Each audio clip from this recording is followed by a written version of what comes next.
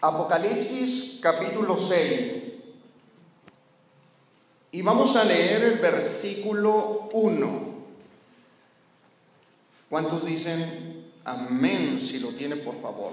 Amén. Apocalipsis capítulo 6 y vamos a leer el versículo 1. Dice la Biblia: vi cuando el Cordero abrió uno de los sellos y oí a uno de los 4 seres vivientes decir, como con voz de trueno: ven y mira. Y miré, y aquí un caballo blanco, y el que lo montaba tenía un arco, y le fue dada una corona, y salió venciendo y para vencer. Cuando abrió el segundo sello, oí al segundo ser viviente que decía: ven y mira. Y salió otro caballo bermejo,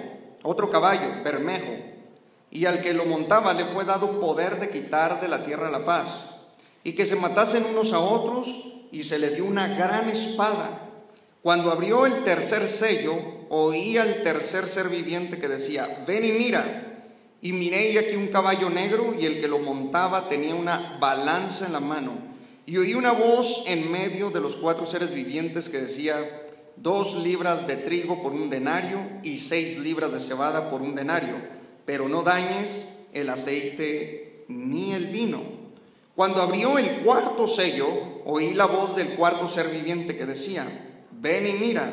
Miré, y aquí un caballo amarillo, y el que lo montaba tenía por nombre Muerte, y el Hades le seguía. Y le fue dada potestad sobre la 4ª parte de la tierra para matar con espada, con hambre, con mortandad y con las fieras de la tierra. Amén. El día de hoy vamos a tratar de enseñar el advenimiento de los 4 misteriosos jinetes del Apocalipsis. Vamos a tratar de enseñarlo en este escaso momento, en este escaso tiempo. Y vamos nosotros a analizar quiénes son estos 4 jinetes que van a aparecer en el escenario mundial. Y que tal parece que todo está acomodándose, tanto políticamente, espiritualmente y religiosamente, para que estos 4 jinetes aparezcan en el mundo. Estos 4 misteriosos jinetes están correlacionados. O sea, estos 4 jinetes tienen en común, tienen un plan estratégico el cual traerán sobre el planeta Tierra. Pero ¿en qué momento aparecen estos 4 jinetes en el Apocalipsis? Ya dijimos que la Biblia no es de interpretación privada, por lo tanto la interpretación teológica, escatológica que traigo, no la inventé yo, no es un invento mío, no es verdad algo que yo leí, dije, esto es, o esto ha de ser. Como una persona un día se me acercó y me dijo: el Espíritu de Dios me está diciendo que ya se está abriendo el 6º sello. Entonces dije: ay, Señor Jesucristo, me salió mejor que el profeta Ezequiel, ¿verdad? Entonces, claro que no. La Biblia es como un rompecabezas, cuando uno va armando pieza por pieza. Por eso tenemos la Biblia desde Génesis hasta Apocalipsis, ¿verdad? 66 libros. Hay que interpretarla a la luz de otras escrituras. Hay que interpretar siempre la Biblia de acuerdo a otros textos bíblicos. Nosotros no solamente nos podemos basar en un versículo, ¿verdad?, y hacer una doctrina. Por eso hay tantas herejías en el mundo. Entonces, como la Biblia no es de interpretación privada, obviamente esta interpretación teológica tiene ya muchos años de peso. Así es que voy a ir interpretando las Sagradas Escrituras en acorde a nuestro sistema interpretativo o hermenéutico. Muchos de ustedes quizás lo conozcan, muchos de ustedes quizás no. Pero para dar por hecho de que estos 4 jinetes ciertamente aparecerán en cualquier momento en este mundo, en este planeta, van a llegar en un momento exacto. Es decir, no pueden entrar al escenario mundial de una forma, válgase la expresión, desordenada. Ellos entran bajo ya lo que la Biblia, la palabra de Dios, inspirada, santa, la revelación divina, ya determinó. Entonces, el primer jinete aparece en un caballo blanco, es el primero que entra en escenario. Y quiero decir esto de una manera contundente, que el primer jinete no es Jesucristo. Atentos en esto. Inmediatamente que la semana 70 se cumple, entra en el planeta Tierra en escenario no Jesucristo, sino el anticristo.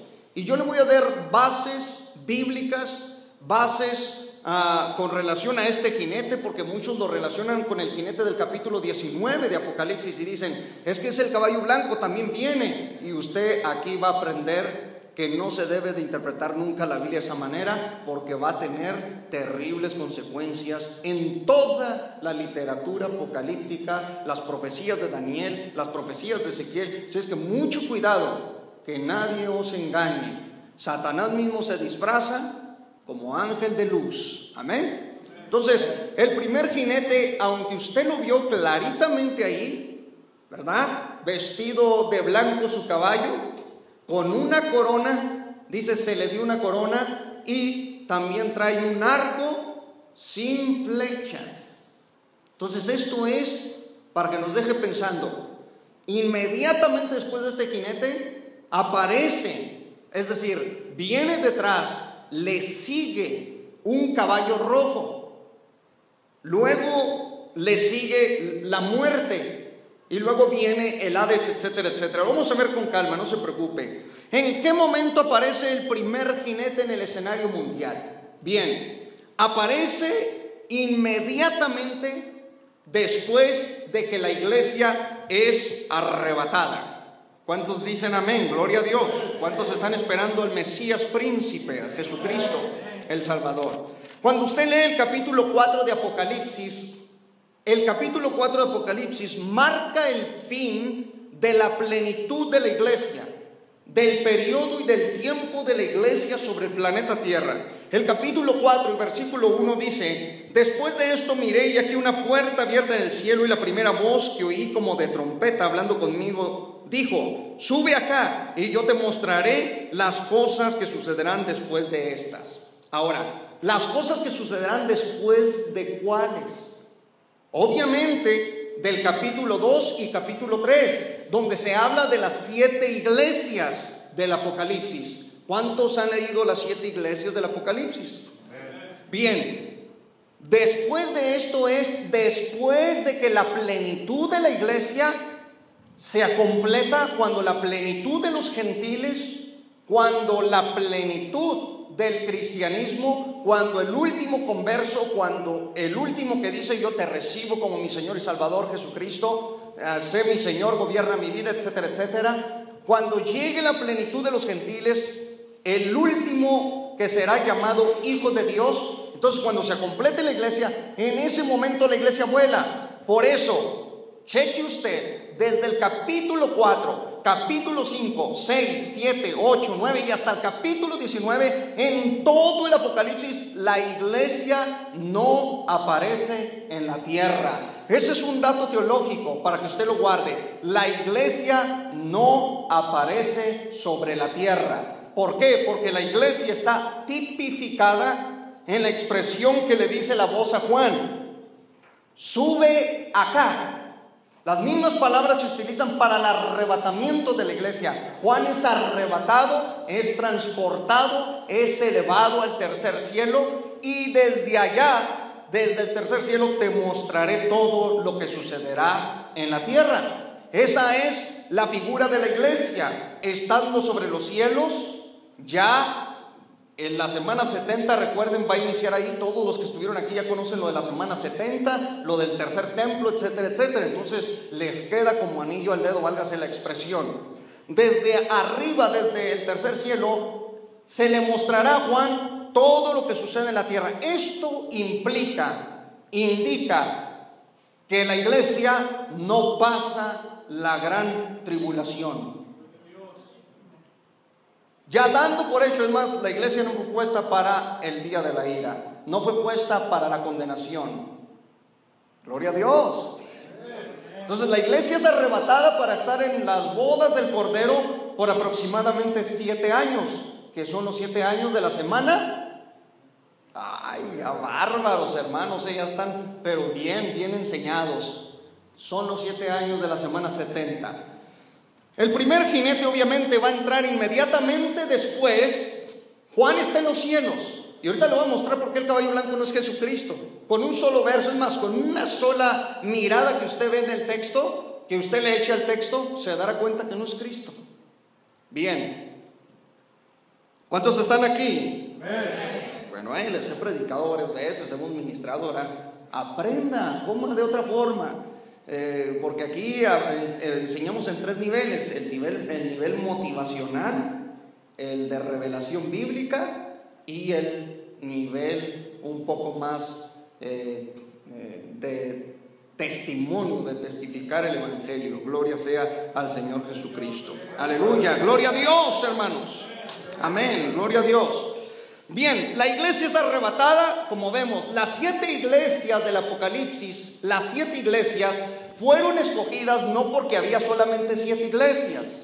Fueron escogidas por Dios porque las 7 iglesias, en el tiempo de Juan había muchas iglesias, muchas, pero 7 van a representar, escuche, 7 cuadros proféticos de toda la era cristiana sobre la faz de la tierra. Desde Efesio y hasta Esmirna, la última iglesia es, la Odisea. La última iglesia que aparece en el escenario mundial es la Odisea. Aunque estas 7 iglesias existieron en el tiempo de Juan, estuvieron geográficamente, físicamente en aquel tiempo, sirvieron como retratos proféticos de todo el cristianismo a nivel mundial. Por lo tanto, sabemos escatológicamente que estas 7 iglesias van a representar al cristianismo a través de todo su curso sobre el planeta Tierra. ¿En qué iglesia estamos? ¿En qué etapa? ¿En qué tiempo? ¿En qué iglesia estamos de las 7 iglesias del Apocalipsis? En el periodo de la Odisea. No eres frío ni caliente, sino tibio.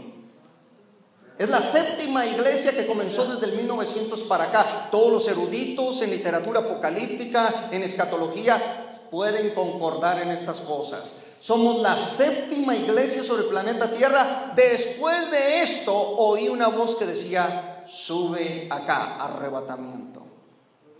No me voy a meter en el aspecto de las 7 iglesias, no es mi tema, pero daríamos una profundidad y una enseñanza ahí maravillosa, créanmelo. Iríamos etapa por etapa desde que comienza el imperio, desde que comienza la iglesia, transcurre en medio del imperio romano. Usted se da cuenta de las etapas, pero desde el 1900 para acá, la Odisea está en el mundo. Esta es la situación del cristianismo a nivel mundial, señores y señoras.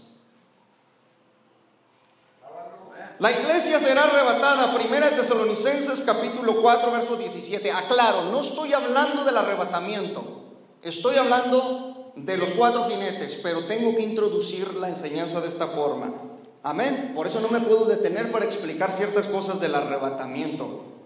Para nuestros amigos de YouTube, pues ellos pueden encontrar la enseñanza del arrebatamiento en nuestro canal, Misterios de la Biblia al Descubierto. Primera de Tesalonicenses capítulo 4. Por favor, abra ahí la Biblia. Primera, ¿de qué dije?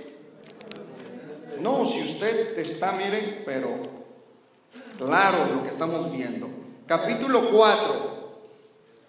Y vamos a ver el versículo 13. Dice amén. Dice: tampoco queremos, hermanos, que ignoréis acerca de los que duermen, para que no os entristezcáis como los otros que no tienen esperanza. Porque si creemos que Jesús murió y resucitó, así también traerá Dios con Jesús a los que durmieron en él. Por lo cual os decimos esto en palabra del Señor, que nosotros que vivimos, que habremos quedado hasta la venida del Señor, no precederemos a los que durmieron. Porque el Señor mismo, con voz de mando, con voz de arcángel y con trompeta de Dios, descenderá del cielo, y los muertos en Cristo resucitarán primero. Luego nosotros, los que vivimos, los que hayamos quedado, seremos arrebatados juntamente con ellos en las nubes para recibir al Señor en el aire, y así estaremos siempre con el Señor. Por tanto, alentados los unos a los otros con estas palabras. Este es el arrebatamiento. En el arrebatamiento Cristo no baja a la tierra, sino que lo recibimos en el aire. Este es dato también teológico. para que no se piense que el arrebatamiento es la segunda venida. La segunda venida del Mesías es cuando llegue el reino de 1000 años. Esa es la segunda venida.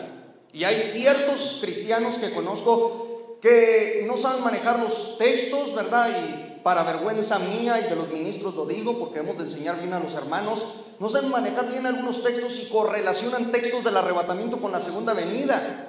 Entonces debemos de estar claros en esto. Amén, hermanos.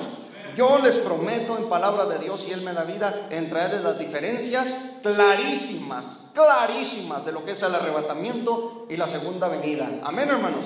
Y así usted va a aprender juntamente con nosotros. Dice amén. Gloria a Dios. Muy bien. Entonces, Primera de Corintios capítulo 15. Primera de Corintios capítulo 15. Si me falta el tiempo, créame que traemos la segunda parte, ¿ok? El asunto es aprender bien. Primera de Corintios capítulo 15, vaya conmigo hasta el versículo 51. Diga amén, pero fuerte, todos. Uno desviado, ahora otro. Amén. He aquí os digo un misterio: no todos dormiremos, pero todos seremos ¿qué? Transformados en un momento, en un abrir y cerrar de ojos, a la final trompeta, porque se tocará la trompeta y los muertos serán resucitados incorruptibles y nosotros seremos transformados. Porque es necesario que esto corruptible se vista de incorrupción y esto mortal se vista de inmortalidad. Y cuando esto corruptible se haya vestido de incorrupción y esto mortal se haya vestido de inmortalidad, entonces se cumplirá la palabra que está escrita: sorbida es la muerte en victoria. ¿Dónde está, oh muerte, tu aguijón? ¿Dónde, oh sepulcro, tu victoria? Ya que el aguijón de la muerte es el pecado y el poder del pecado, la ley. Ahora, estos textos nos hablan claramente del arrebatamiento de la iglesia. Ya tenemos una interpretación profunda de este pasaje. Como lo estoy diciendo, puede usted quizá mirarlo en YouTube. Se encuentra ahí la enseñanza que dimos del arrebatamiento de la iglesia. Pero entendamos que el arrebatamiento de la iglesia es un hecho. Cristo viene a arrebatar a su pueblo. La iglesia volará. La iglesia, por eso entendemos que la iglesia no pasará la gran tribulación. Otros insisten en que sí, otros dicen que a la mitad de la semana 70 la iglesia será arrebatada después de 3 años y medio. Otros, sacan algún tipo de interpretación. El fin de todo esto es que todos concordamos en su mayoría que el arrebatamiento de la iglesia se acerca. Y eso es lo bonito, ¿no? Que la iglesia será arrebatada en medio de los 3 años y medio y estará viendo las campañas políticas del anticristo, etcétera, etcétera. Y otros dicen, no, yo creo que antes, etcétera. Bueno, el fin es que estos hermanos, tanto unos como los otros, creen en el arrebatamiento de la iglesia.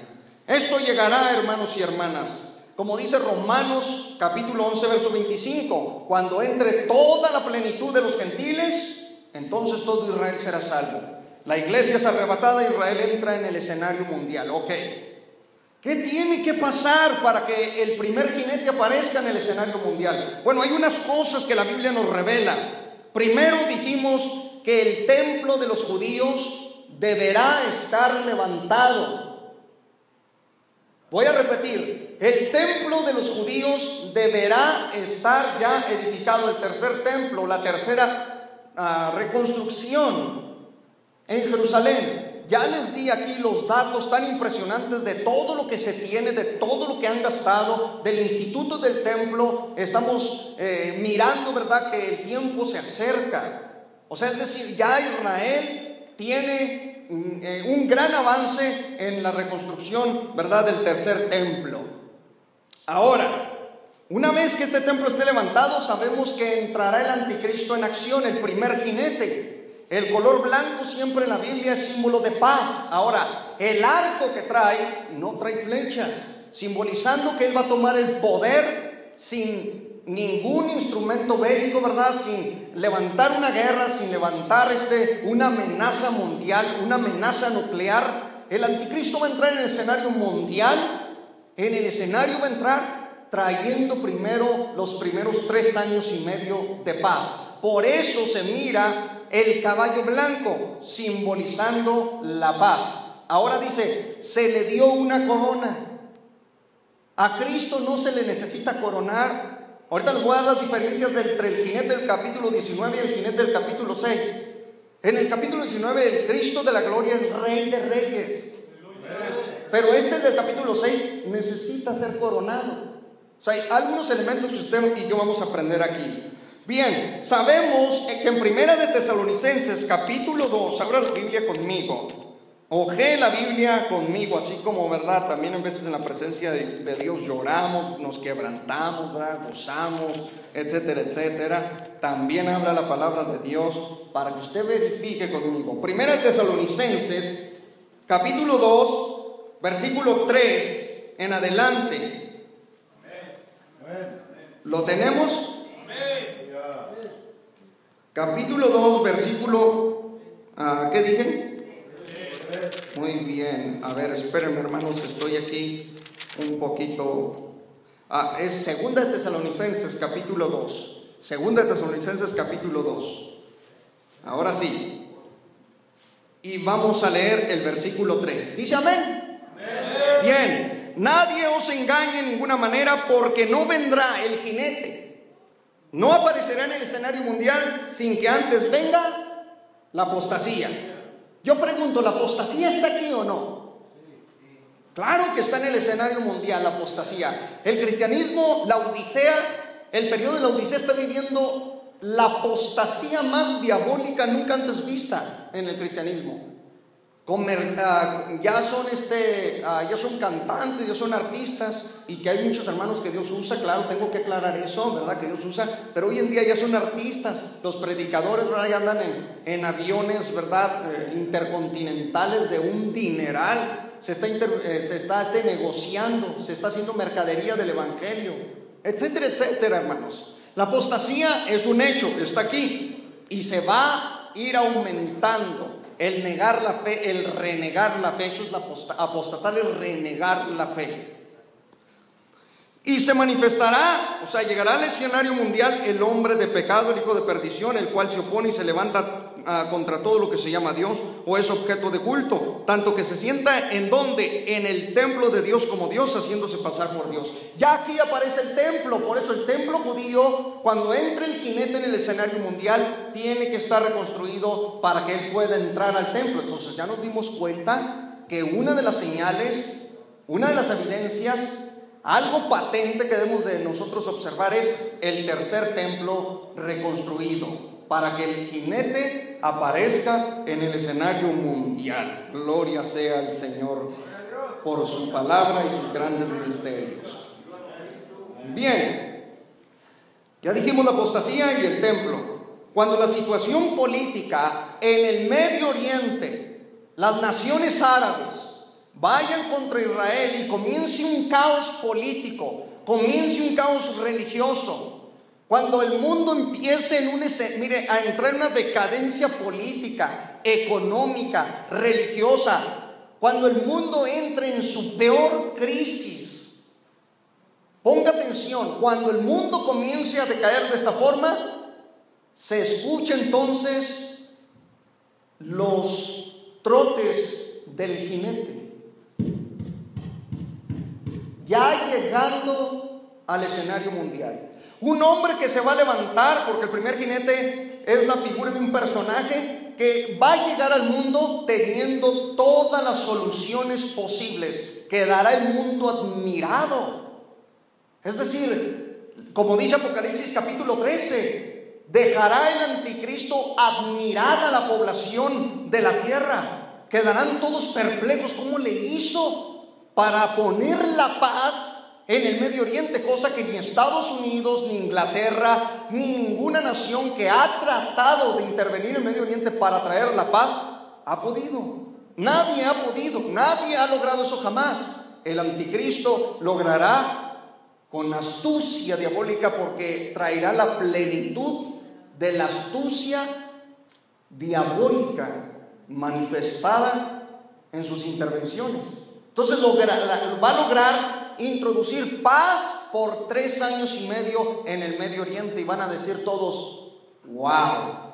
¡Qué increíble es este hombre! El capítulo 3 de Apocalipsis dice que el mundo, grandes y chicos, o sea, grandes políticos, grandes entidades, grandes grupos, quedarán admirados ante la astucia del anticristo al entrar en el escenario mundial y decir: el sistema político lo vamos a restaurar con esto, el sistema económico se va a levantar de esta forma, el sistema religioso, bueno, para eso, ¿verdad?, traigo un acompañante que será el falso profeta y logrará la unificación de ciertas religiones. De eso se tratará, ¿verdad?, después, de la unión de las religiones.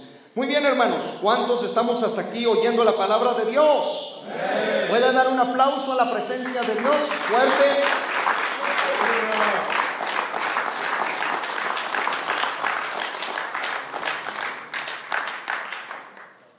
Vamos a aprender entonces que estas señales tienen que aparecer en el mundo. Cuando el mundo, dijimos, entra en este caos, aparece el jinete del caballo blanco. Gloria sea al Señor. Ahora, cuando el mundo comience a estar de cabeza, aquí es donde va ya a aparecer de lleno este jinete y ya lo vamos aquí a ver. Cheque usted.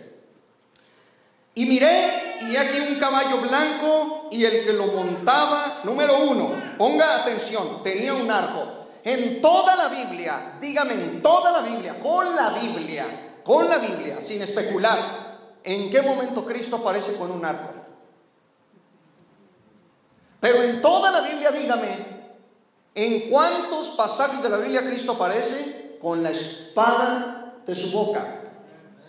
Que es la palabra de Dios. ¿Sí o no? Primer dato: Cristo nunca en la Biblia aparece con un arco, menos sin flechas. ¿Ok? También dice: y le fue dada una corona. Entonces esto es para notar: el anticristo llegará sagazmente, recibirá el poder político mundial, poco a poco crecerá obviamente, pero no va a entrar mucho lo del anticristo porque dijimos, tenemos también una conferencia que ahí aclaramos, ¿verdad?, el origen del anticristo, tanto espiritual como biológico, etcétera, etcétera.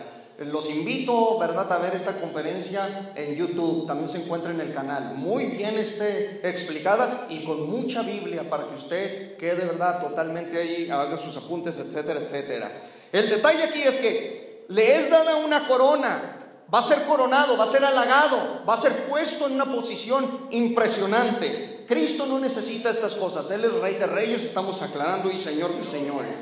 Y dice, salió venciendo y para vencer, porque escrito está que cuando el anticristo dé la espalda a Israel, dé la espalda al mundo, entonces dice, vencerá al pueblo escogido. Por eso salió venciendo para vencer, pero es temporal su paz maligna. Muy bien, le fue dada la corona, ya dijimos lo que implica esto. Este jinete no es Cristo. Abra Apocalipsis capítulo 19 y yo voy a dar aquí unas comparaciones bíblicas del jinete del caballo blanco en el capítulo 6 y del jinete del caballo blanco el capítulo 19 y por qué muchos piensan que es Cristo, y también van a ver los errores en los que pueden caer si afirman que el capítulo 6 es Cristo. Díganme cuando lo tengan. Ahora busque el verso 11 conmigo.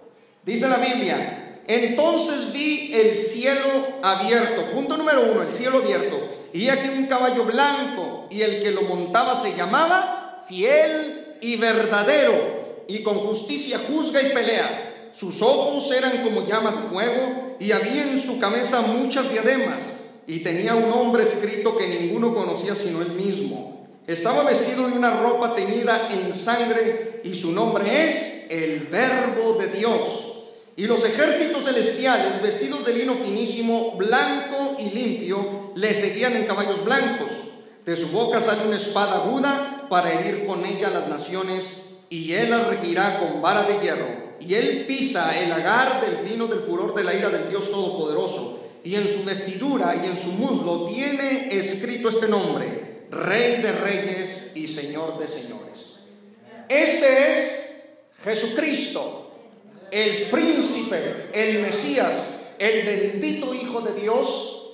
Y aquí está describiendo la segunda venida, cuando Él llega y pone los pies sobre el monte de Sión y vence a todas las naciones que están acorralando al pueblo de Israel, donde se suscitaba la guerra mundial, la tercera guerra mundial, conocida por muchos como el Armagedón, etcétera, etcétera.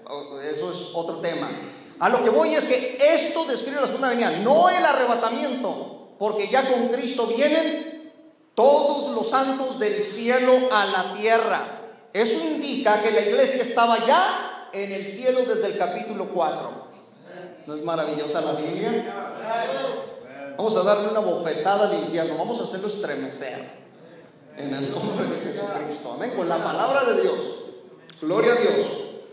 Muy bien, hermanos. Ahora, ¿cuál es la comparativa que vamos a dar? Vamos a revisar esto todos juntos, ¿verdad? Y no tengo prisa, no me gusta ir con prisa cuando enseño las Sagradas Escrituras. Si termino nada más con un jinete, ¿verdad? Pues gloria a Dios, ¿verdad?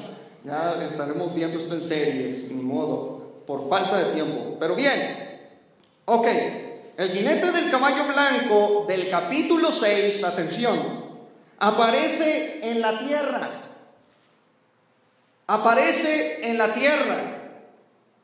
Sale y anda sobre la tierra. Pero el jinete del capítulo 19 sale y anda y se mueve en el cielo. Primer dato, ¿verdad? Cuando dice la Biblia, vi el cielo abierto y un caballo blanco, es que está en el cielo, del cielo a la tierra. El otro jinete anda sobre la tierra.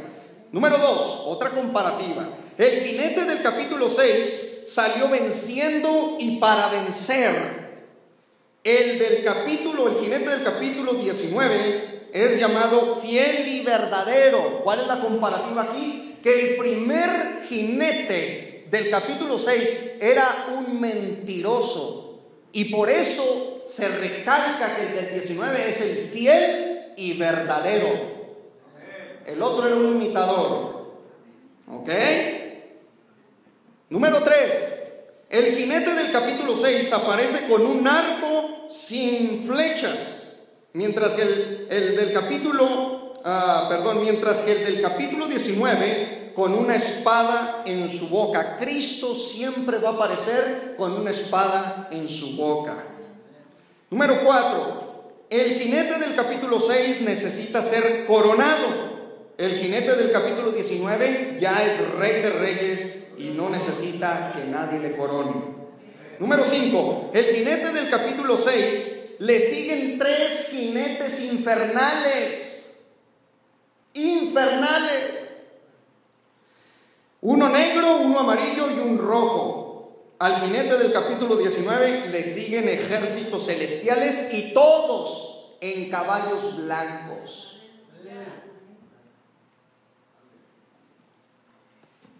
Número 6. El jinete del capítulo 6 es sin duda el anticristo que imitará al jinete del capítulo 19, quien es el verbo de Dios. Aparece como verbo de Dios porque el otro del capítulo 6, que es el anticristo, tendrá mucha labia, tendrá mucho verbo, pero será el verbo satánico. Por eso acá el del 19 viene, ¿verdad?, como lo que es rey de reyes y es llamado el verbo de Dios. Sea bendito su nombre. Pero fuerte si se lo va a dar a Dios.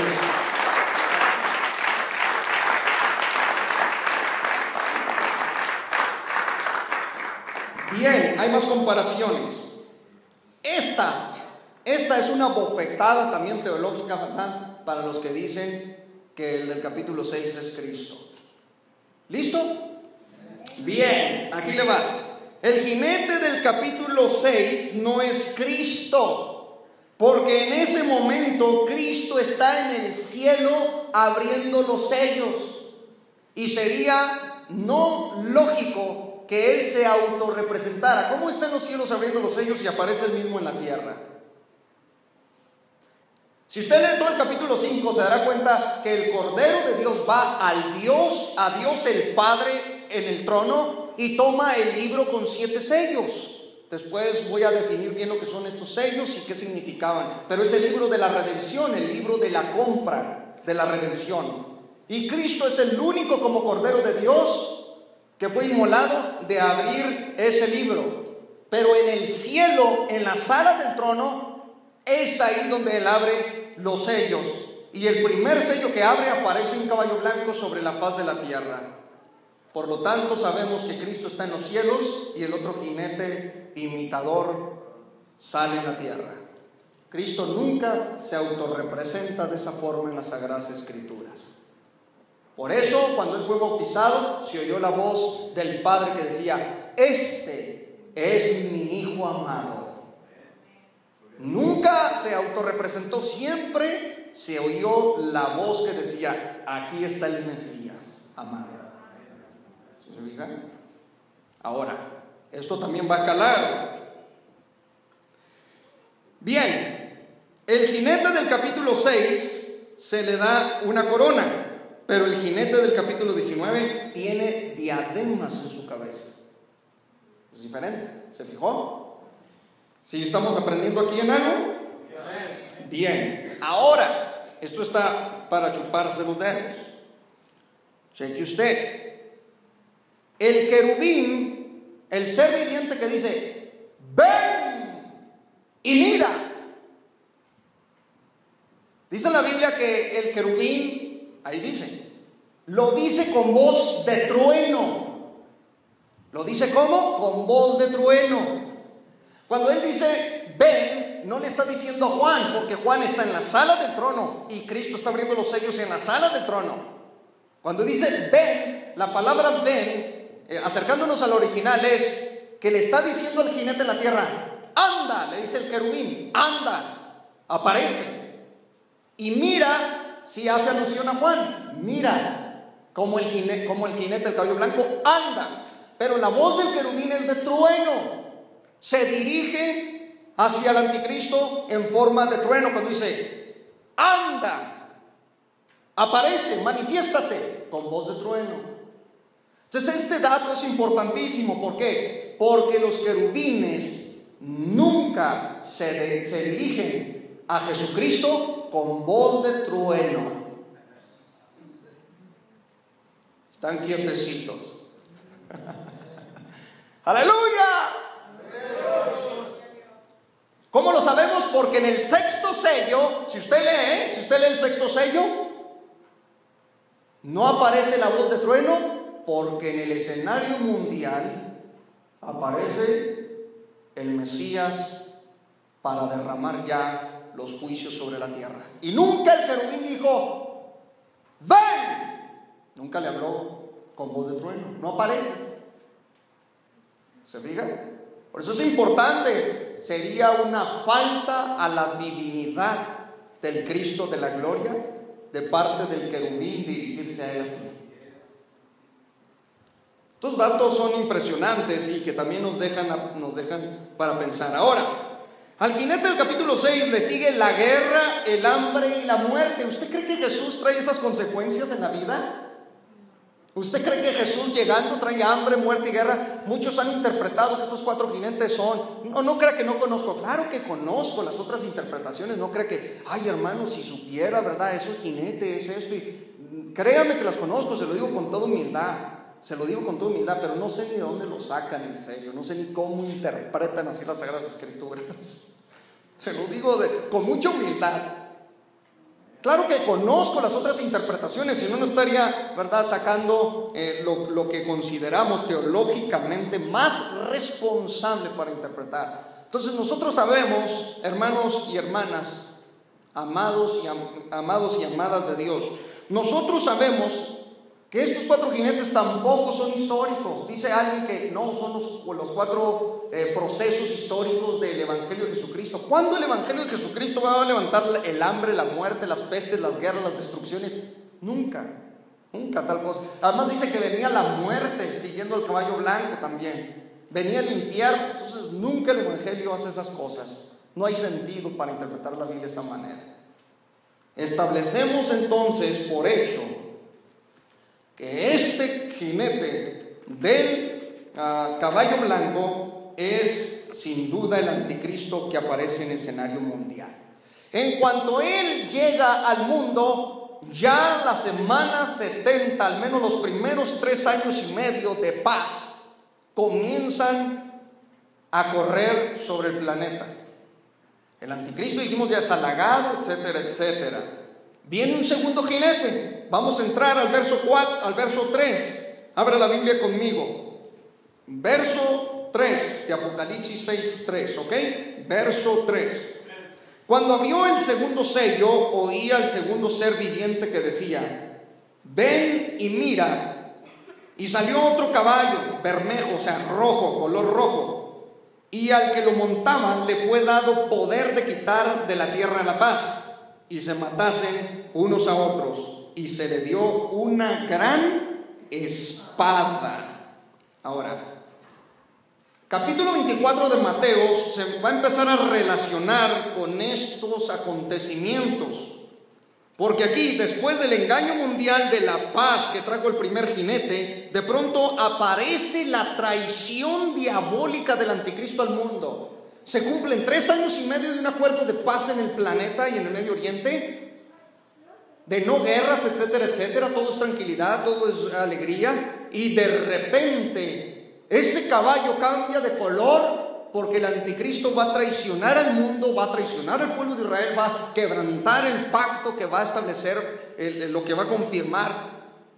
Y entonces el caballo rojo representa aquí el derramamiento de sangre que vendrá sobre la humanidad. Dice: quitó de la tierra la paz. ¿Cuál paz? La que se había establecido por 3 años y medio, que el anticristo había puesto obviamente en la traición. Quita totalmente la paz. En el momento que el anticristo se declara y se proclama Dios, entonces viene el inicio de los segundos 3 años y medio, y es donde se cumple ya a partir de aquí, porque recuerden que el séptimo sello, cuando se abre, después vienen las trompetas, las copas de ira, etcétera, etcétera. Los sellos, ¿verdad? Y luego vienen las copas, y luego las trompetas, las copas. Todo, el último sello casi siempre abre el portal para otras catástrofes que van a ir sobre el planeta Tierra. Bueno, hermanos, para no entrar en eso, vamos a descifrar esto aquí. El rojo simboliza el color de la sangre, y lo que va a venir, la gran espada, representa a la guerra que se va a levantar, una guerra sangrienta sobre el mundo. Quizás sea aquí el inicio donde no habrá nación neutral, no existirá eso. Habrá revoluciones, habrá guerras, habrá una presión política impresionante, destrucciones en masa alrededor del mundo, millones de muertes, porque dice la Biblia: se matarán los unos a los otros. Estas son las consecuencias que traerá el anticristo al mundo. Entonces los ateos, los perversos, los desobedientes, todos aquellos que hacían burla del Dios Todopoderoso y de su santa palabra, comenzarán, hermanos, a sentir el peor de los remordimientos, tal como Judas al traicionar a Jesús. ¡Gloria a Dios! En Mateo capítulo 24, versos 6 y 7, abra la Biblia ahí. Mateo capítulo 24. Vamos a ir haciendo una comparativa de la naturaleza profética que el Salvador nos dejó, nos anunció, y este capítulo. En Mateo 24, versos 6 y 7, Jesús, hablando de las señales del fin, nos dice así: y oiréis de guerras y rumores de guerras. Mirad que no os turbéis, porque es necesario que todo esto acontezca, pero aún no es el fin. Porque se levantará nación contra nación y reino contra reino, y habrá pestes y hambres y terremotos en diferentes lugares. Y todo esto será principio de dolores. Entonces, el segundo jinete trae el derramamiento de sangre sobre la faz de la tierra. Ahora, quiero que usted mire la gran espada. Estoy teniendo fallas aquí. Disculpen. Ok. Bien, la gran espada. Estamos hablando, estoy teniendo aquí algunas fallas, pero en el nombre del Señor vamos a acomodarnos, ¿ok? Ahí les pido una disculpa. Este jinete claramente nos está hablando de guerras, revoluciones y de todo lo que se va a levantar. ¿Estamos claros aquí, hermanos? Aquí, por favor. De todo lo que se va a levantar. Amén. Una vez que aparezca este jinete, habrá un derramamiento de sangre. El anticristo, dijimos, va a traicionar, etcétera, etcétera. Escuche, Estados Unidos y Rusia poseen un 90% de la fuerza nuclear. Un 90% de la fuerza nuclear. Cheque usted qué tremendo. El 90% de las fuerzas nucleares está en Rusia y en los Estados Unidos.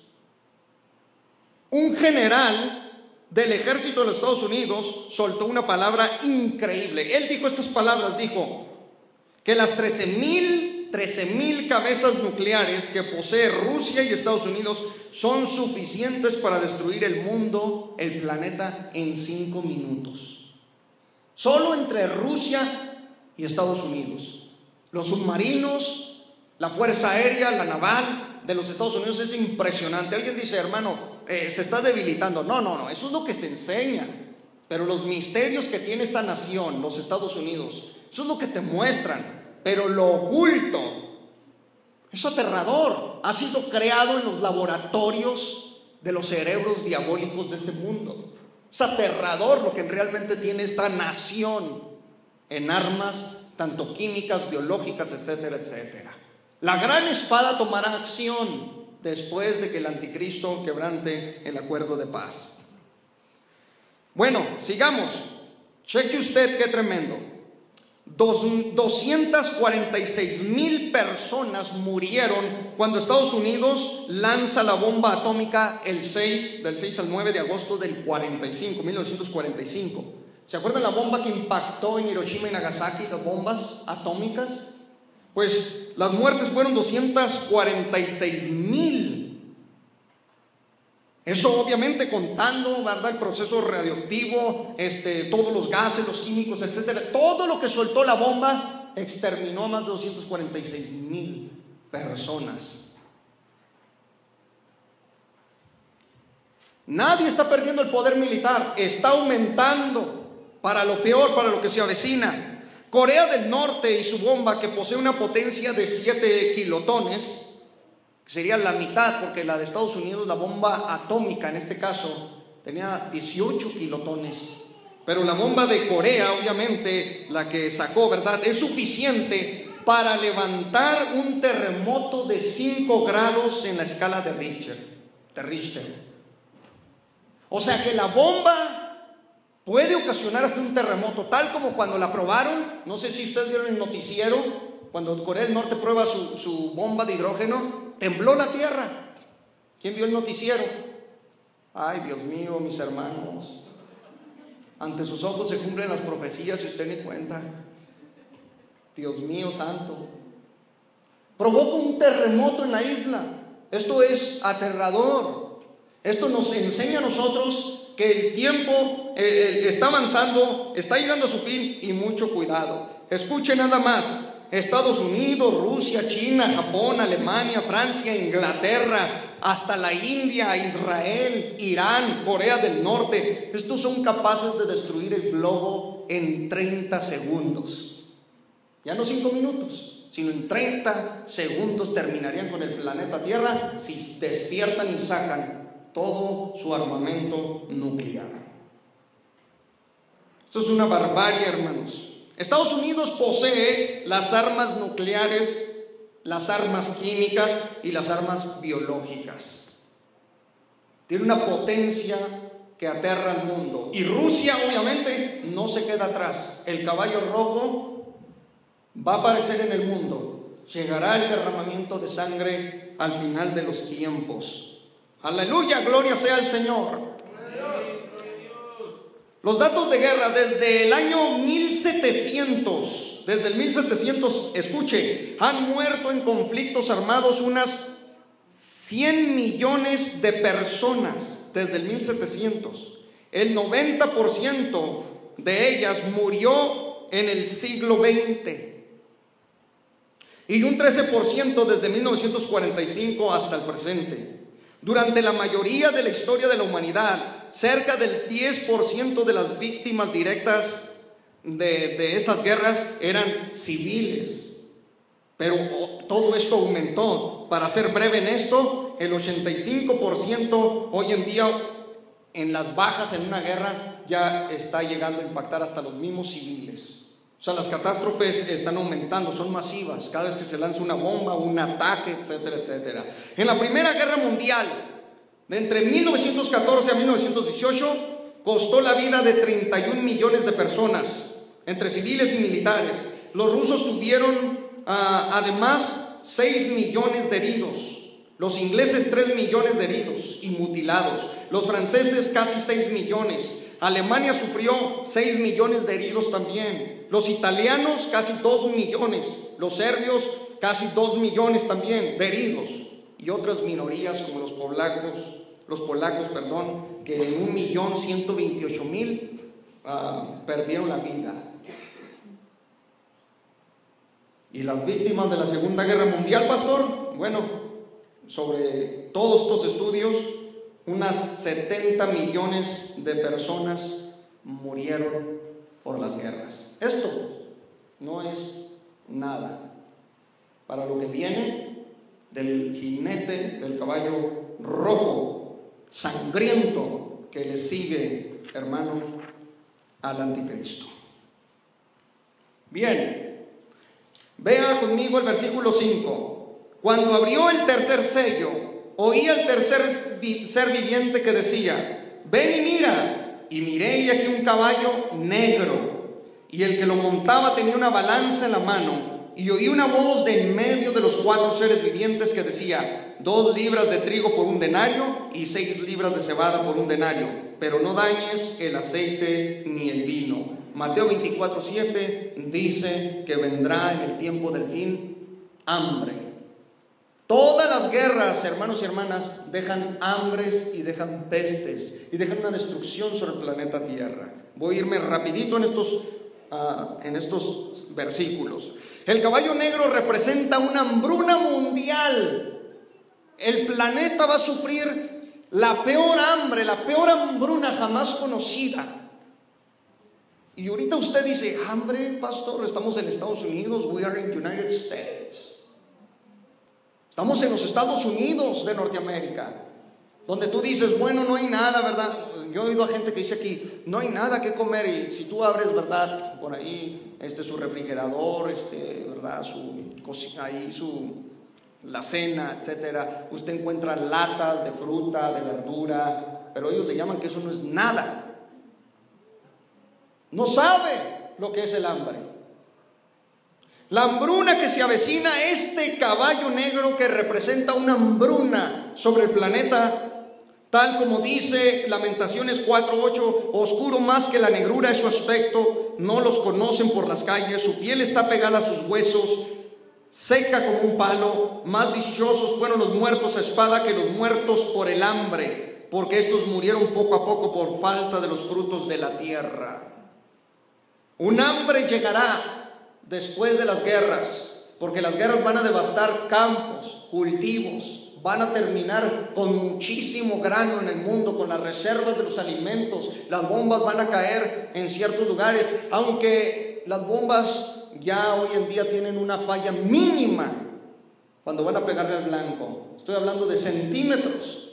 Antes eran metros o hasta kilómetros. Hoy una bomba puede fallar a centímetros nada más de su blanco. Esto es aterrador, hermanos. Guerras, contaminaciones, el agua dulce, los químicos, las partículas flotantes en el aire, todo se va a contaminar. Van a imposibilitar la siembra en los campos. Todas las provisiones de alimentos serán confiscadas y vendrá la peor hambruna jamás vista por el hombre. ¿Quiere oír las noticias del mundo? Yo se las leo a continuación de una manera rápida. Ahora, esto que voy a leer no es parte del cristianismo, o sea, el cristianismo no lo elaboró. Esto es un dato ya de noticias mundiales, hablando sobre los alimentos, etcétera, etcétera. Dice: todas las crisis anteriores fueron provocadas por malas cosechas, pero esta está ocurriendo en un momento de producción récord. Usted no lo nota porque, repito, vivimos aquí. Las anteriores se han solucionado rápidamente cuando las cosechas volvieron a la normalidad. Mas la crisis actual, al parecer, continuará por largo tiempo, a menos que se produzcan unos cambios drásticos en la política. El Programa Mundial de Alimentación, que acuñó la frase "el tsunami silencioso", llama a esto la nueva cara del hombre. El consumo de carne, por ejemplo, reduce la provisión de alimentos en todo el mundo, debido a que el ganado consume una gran cantidad de grano. Basta pensar que lleve 8 a 9 kilos de grano para producir apenas 1 kilo de carne.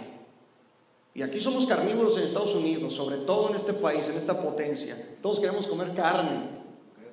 Pero ahora, las vacas, el ganado, necesita grano. Y la población ha aumentado. Ahorita el dato ya pasamos de los 8,000 millones de habitantes. Entonces, estamos devorando el planeta, estamos contaminando los aires, estamos contaminando el agua dulce, los océanos, los mares, todo se está contaminando. El petróleo derramado en la guerra de Irak, del Golfo Pérsico. O sea, esto está yendo al caos mundial, tal como lo dijo el hermano ahorita Abraham que estaba cantando. Esto no se compone, esto le está abriendo el paso, hermanos, a este jinete. Los precios del arroz y del trigo se doblaron el precio obviamente en el espacio de un año, lo dobletearon el arroz y el trigo. Se cree que alrededor de 25 millones de habitantes en la India han disminuido sus comidas de 2 diarias a 1 sola. Los hindúes tienen que comer una sola comida al día en varias regiones. Algo está pasando en el mundo. Y escuchen, el futuro se presenta aún más sombrío. Estudios llevados a cabo en la Universidad de Minnesota antes del advenimiento de la crisis calcularon que el número de habitantes hambrientos en el mundo bajaría de los 850 millones actuales, o sea, estos 850 están muriendo de hambre, a 625 millones para el año 2025. Ahora, estos cálculos se han revisado y se espera que el número habrá aumentado a un pasmoso total de más de 1,5 billones de gente que morirá de hambre en la tierra. Alimentar a todos los habitantes de la tierra debe ser la prioridad absoluta del mundo, dice el doctor Friedrich. Y no solo para hoy, todos nosotros somos responsables para asegurar que habrá suficiente alimentos para todos los pueblos del mundo dentro de 50 años. Ahora, lo que no sabemos, hermanos y hermanas, es el desperdicio de alimentos que se está haciendo en el mundo. Cheque usted esto, lo que al día, diariamente, Inglaterra, Gran Bretaña está tirando en alimentos.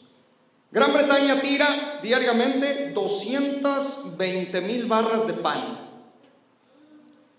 1,6 millones de bananas, 550,000 pollos, 5 millones de patatas, 660,000 huevos, 2 millones de salchichas y 1,5 millones de tarros de yogur al día. Ahora escuchen, 40 millones de toneladas de alimentos desperdician y tiran en los Estados Unidos cada año. 40 millones de toneladas. ¿Sabe qué representa esto que le estoy diciendo? Que podríamos con el puro desperdicio alimentar a 1 billón de habitantes que se van a la cama cada día con hambre. Cada vez que agarramos el platito, ¿verdad? Ay, ya me llené. Y ahí va el pedazo, el trozo, ¿verdad? De carne todavía entero, casi en el 80-90% todavía enterito va el trozo de carne. El caballo rojo, el caballo negro, el jinete está tomando forma para aparecer en el mundo. 2 libras de trigo, dice la voz, por 1 denario. El denario era el salario de un día, hermanos, de trabajo para un jornalero. ¿Cómo lo sabemos? Jesucristo habló de eso. Vea lo que dice Mateo capítulo 20, verso 2. ¡Aleluya!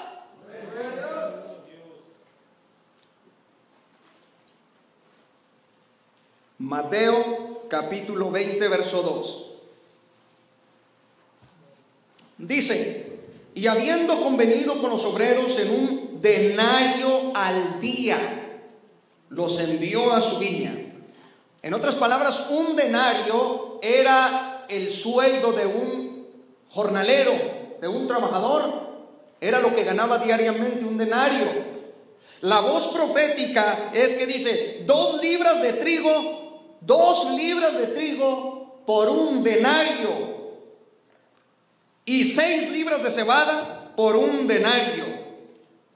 Ahora, si es lo que gana al día un hombre, tendría que trabajar solamente para alimentarse él, no a sus niños, no a su esposa, no a su familia. Tendría que matarse, ¿verdad?, de lunes a lunes para poder alimentarse él.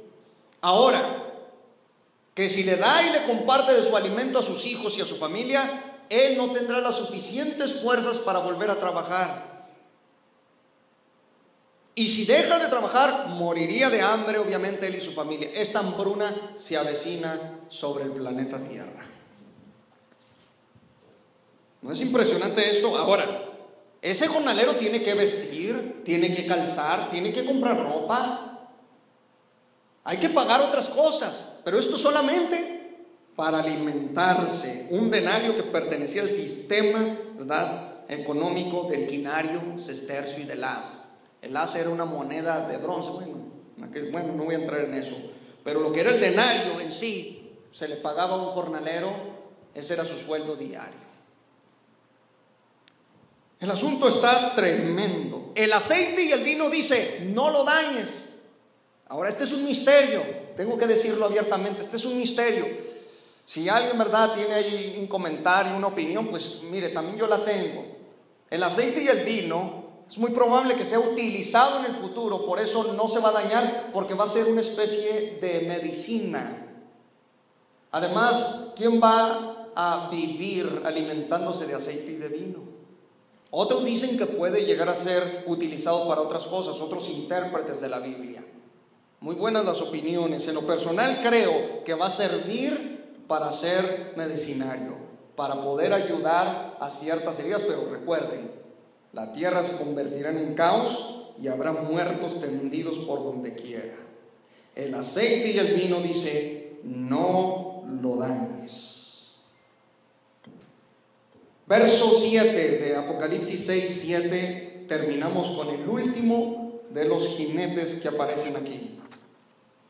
El misterio del cuarto jinete, o cuando se abre el cuarto sello, es esto: cuando abrió el cuarto sello, oí la voz del cuarto ser viviente que decía: ven y mira. Miré y aquí un caballo amarillo, y el que lo montaba tenía por nombre Muerte, y el Hades, el infierno, le seguía.